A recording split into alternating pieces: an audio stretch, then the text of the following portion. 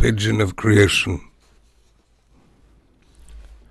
I have to find a place for the light to hit the paper so that I can read it.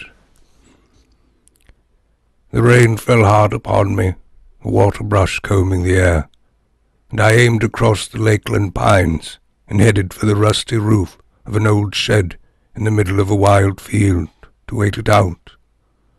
Once beneath the tin roof, I stood, as one does, at the very division between quiet air and storm, as though my transition required processing, and watched the drops fall like teacups to shatter in grassy cupfuls at my feet. There was a lucky crooked stool in the lucky crooked shed in the middle of nowhere, and I took a partial seat. In the shed with me, in the corner, facing the wall, was a pigeon, either frightened, dead, or not real. Its beak was pressed to the vertex of the rotten joint of walls, and I had the momentary impression that the pigeon, with the wand of its beak, had cast a spell and created the entire world, that from its beak the universe poured. Along the middle wall beam was a large matchbox under a sail-like figurine of spider web. I stood closer to this and saw an antique drawing on its side, faded but clear, of a man in a top hat successfully lighting a match upon his shoe, and the company's slogan beneath the spark that read, 1,000 fires in every box.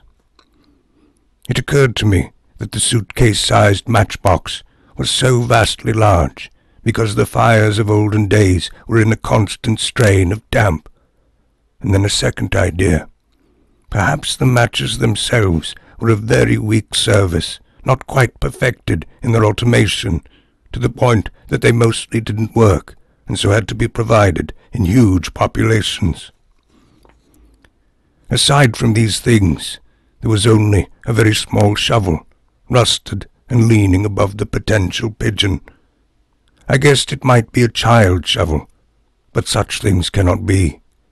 The shovel has long been an instrument of symbolic toil, of considered wretched work, of cemeteries and forced labor, and I conceived of the possibility that small children's shovels might be illegal, unethical, immoral, or, at the very least, unprofitable, as children, despite most of their glamorous desires to dig for treasures or to China, are too weak to dig and lack entirely in the vital quality required of the shoveler: endurance. The black rain hammered the tin roof above me and smoked the grass all around. I was in half a field, a once upon a meadow that now was filling back up with trees. Perhaps cows or sheep had roamed here. Perhaps pigs had occupied my shed. Or perhaps the pigeon had lived here forever in the preoccupation of its persistent, magical confabulation, keeping the world alive via the small portent of its beak. The stool was half buried in the dust floor at a sharp angle, as though two of its legs were sinking faster in the race to children's china. As I could not lift it, even with some indecent exertion, as crooked chairs, as wobbly tables, draw us into vexing tournaments of adjustment, I had to settle for sitting against its adjacency, rather like leaning into a mansard roof.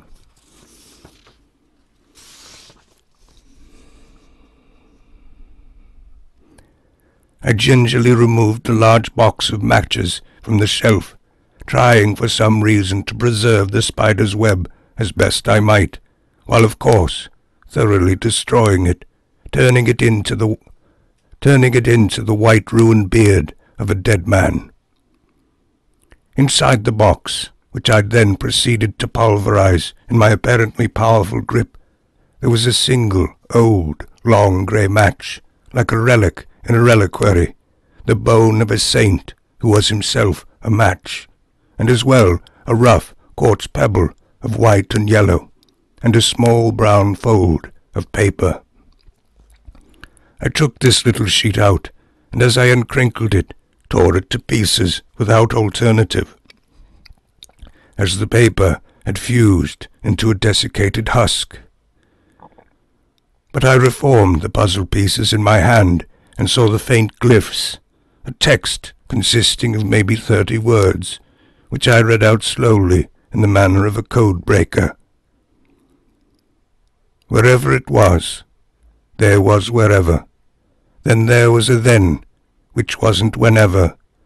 That which not wasn't, was almost, was would, neither now nor forever, once upon a time could. Because of the care in the writing, and perhaps because I'd so destroyed it in my monster's hands, I thought I might bring the pieces back to my cabin and rebrace them in tape, and perhaps mount the resuscitated fragment in a small frame, for the little poem expressed or held round me the entire moment of being in the shed with the Pigeon of Creation. Regardless of this desire and its clear intention, I nevertheless set the tiny pieces back within the matchbox and pushed the damaged box somewhat into the crushed beard of the web, and next gave myself over to the children's shovel. It was proudly heavy, a thing of ancient times, with a mean weight that suggested that the people of long ago had expressed, by mutual agreement in the long plan of their tool-making, to remind their progeny just who had been the strongest, and by far.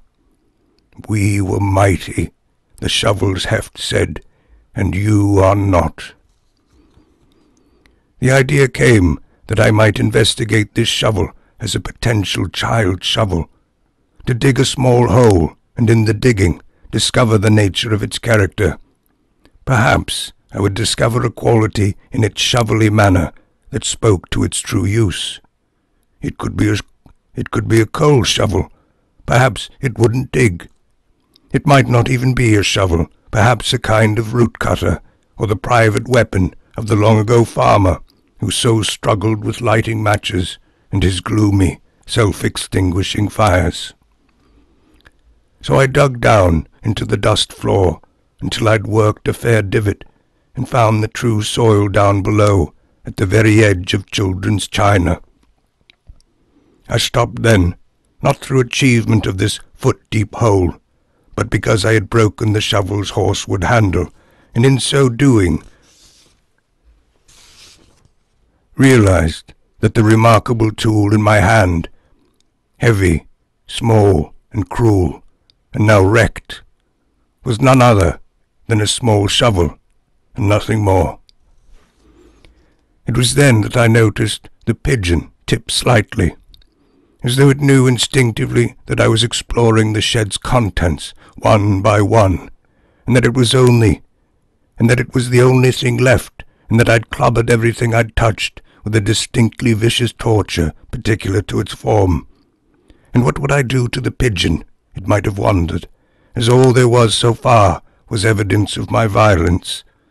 I had ruined the spider-web, crushed the matchbox, abused and thrown myself at the crooked chair, decimated an ancient poem, and attacked the floor with the shovel, doing solid damage to both in the process.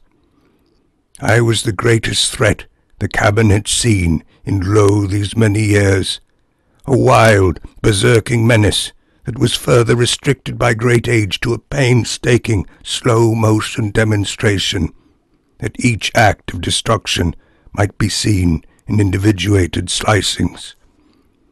"No fear, Pigeon," I said, and returned to the stool, deciding to show the worried bird that I was not all warfare. And perhaps it was my theatrical pacifics that did it. Perhaps my violence raged on without me, for the little pigeon in the corner dropped over, suddenly dead. I stared at it a long while, waiting for it to possibly recover, and then I sighed, and for some reason apologized to it. Not sincerely, really, but formally. And for some other reason I thanked the pigeon for casting its spell, which had resulted in the world. and I was leaning over it, and then suddenly my hands were busy all around, and my eyes seeing only the dust, but that the matchbox was open and propped back to form, and I was setting the dead bird inside it. I removed the stone and the match and the poem pieces, that it could have a coffin devoted to itself alone, without randomly present shed debris. Then I set the coffin matchbox with the Pigeon of Creation into the hole I'd dug to the children's china. I filled the dust back over it, and on this mound I set the pebble. Then before this I assembled the fragmented poem, and struck the match with my thumb, and set the paper on fire. The old flame of an old match on old paper, which burned in a slow struggle, green-like and crawling in tired heat across the old words. I thanked the pigeon once more for causing the universe, and even its own death, and creating the means of its burial. And I read the poem aloud as it burned in the shed in the rainstorm where I was, where I would one day be myself, quietly in the corner. Wherever it was, there was wherever. Then there was a then, which wasn't whenever, that which not wasn't was almost was would, neither now nor forever, once upon a time could. The Pigeon of Creation.